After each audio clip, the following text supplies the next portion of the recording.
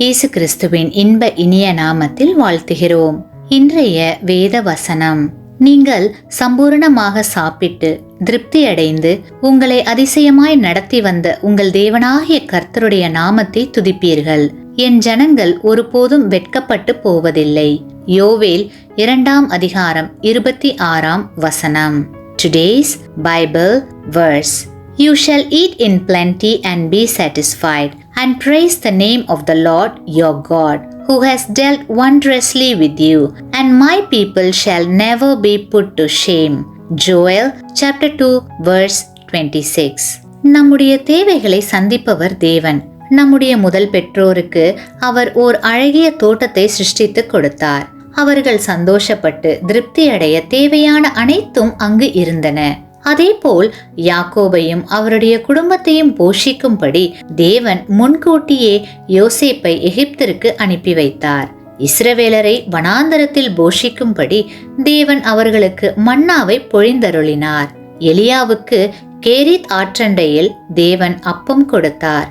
இதன் மூலம் தேவன் தம்மை தேடுகிறவர்களை நித்தமும் நடத்துவார், அவர்களை தாங்குவார் என்பதை நன்கு உணர்ந்து கொள்ள முடிகிறது.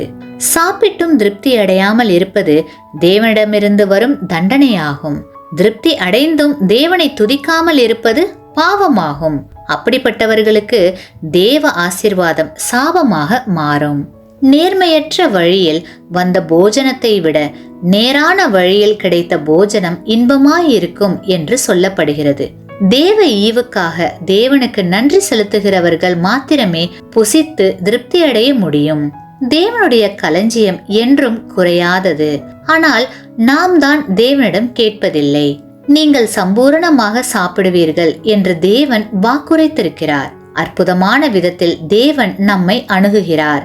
பர்வதங்களில் ஆயிரமாய் திரிகிற மிருகங்களும் பொன்னும் வெள்ளியும் தேவனுடையவை. அந்த பரிபூரணத்தில் இருந்து தம் சகல ஜீவன்களையும் தேவன் போஷிப்பார். கிறிஸ்துவுக்குள் பிரியமான சகோதர சகோதரிகளே, நம் பிள்ளைகளின் பெயர்களோடு நம் பெயர்களையும் சேர்க்கிறோம். அதுபோல தேவ பிள்ளைகளாகிய நாம் தேவனுடைய பெயரை பெற்றிருக்கிறோம். வெட்கப்படும்படியான காரியங்களை நாம் செய்யும் போது நம்முடைய பெற்றோர் தலைகுனிகிறார்கள். அதுபோல நாம் புகழப்படும் போது அவர்கள் பெருமிதம் கொள்கிறார்கள். எனவே உலகம் நம்மை இகழவோ அதன் மூலம் தாம் பரியாசம் பண்ணப்படவோ தேவன் ஒருபோதும் விரும்புவதில்லை. தம்முடைய நாமத்தின் நிமித்தமும் நம்மேல் தாம் கொண்ட அளவில்லா அன்பின் நிமித்தமும் நாம் வெட்கப்பட்டு போக தேவன் ஒருபோதும் அனுமதிப்பதில்லை. ஆமேன்.